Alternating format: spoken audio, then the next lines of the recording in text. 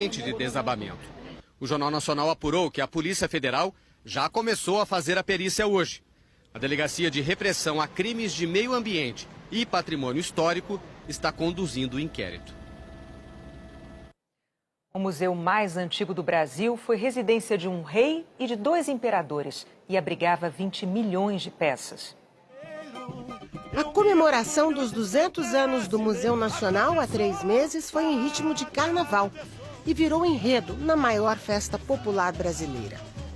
Mas quem conhecia o frágil estado de conservação do prédio sabia que havia mais motivos para lamentar do que para celebrar.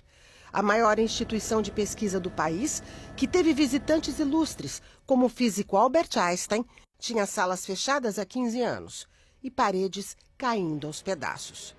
Final trágico para uma construção de 1803, que de tão luxuosa chamou a atenção do príncipe regente de Portugal, Dom João. O dono do palácio, um traficante de escravos, acabou cedendo a moradia para a família real, que veio para o Rio fugindo de Napoleão. O trono do rei do Daomé, presente de um monarca africano para Dom João VI, foi uma das primeiras peças do museu. A maior parte deste acervo estava no 2º andar. Em 1826, Dom Pedro I se encantou pelas múmias que viu num navio a caminho da Argentina. Ele cobriu o lance de outro comprador e o Museu Nacional ganhou a maior coleção de Egito Antigo da América Latina. Já a paixão da mulher de Dom Pedro, a austríaca Leopoldina, eram as pedras. Elas estavam no térreo, na área de pesquisa, como mostramos numa reportagem no ano passado. O setor de mineralogia é um dos mais antigos aqui. Existe desde a criação do museu. E entre as primeiras contribuições para este acervo estão peças que pertenceram à Imperatriz Leopoldina, como, por exemplo, este pedaço de pedra polida que veio com a princesa para o Brasil. Desde menina, Leopoldina tinha coleção de pedras.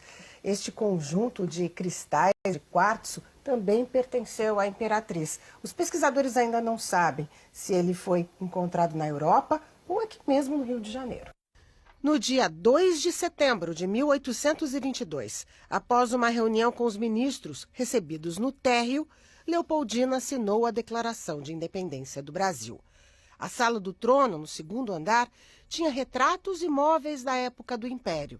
Nas salas ao lado, a maior coleção de objetos de índios brasileiros e os fósseis que marcaram a infância de várias gerações.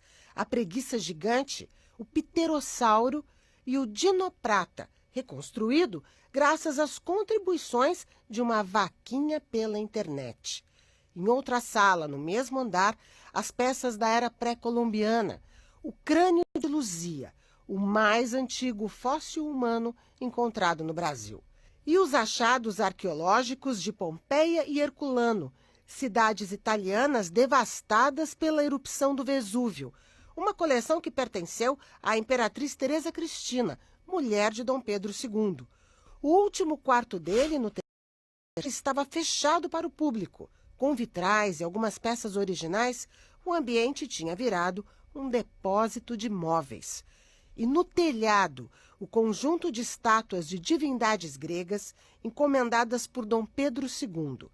Penduradas nos escombros, elas permanecem como testemunhas desta tragédia brasileira.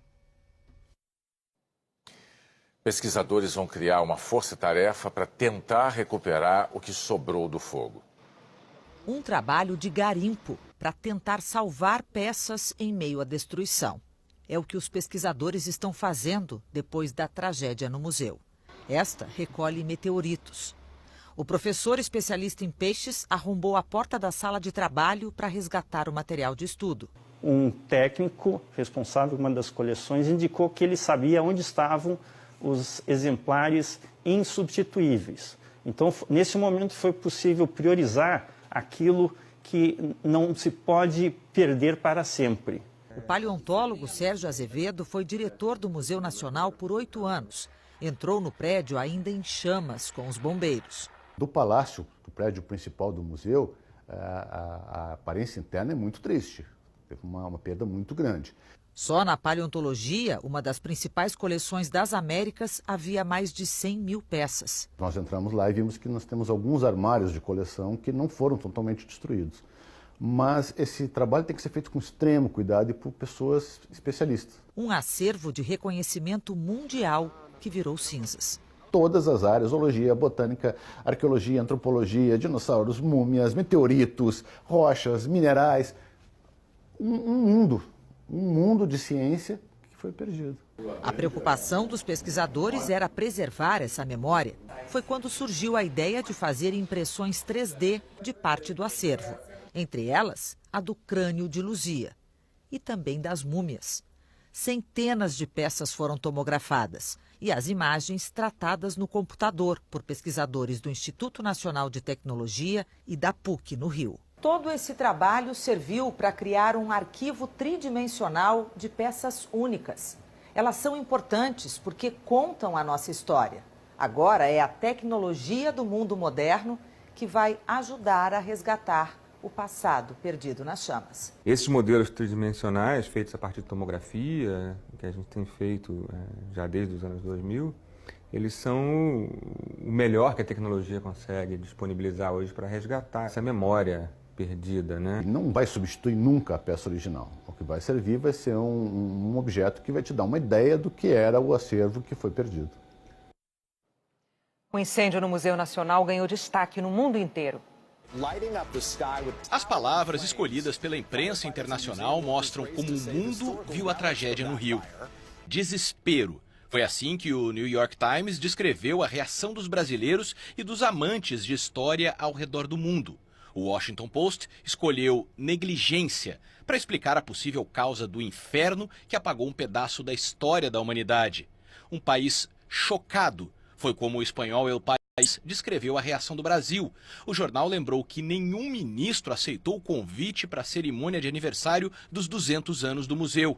A indignação dos brasileiros com o descaso também foi destaque no argentino Clarín, que classificou o museu como o mais importante da América Latina em ciências e história natural. Incalculável foi como o The Guardian descreveu a perda para a ciência, história e cultura brasileiras.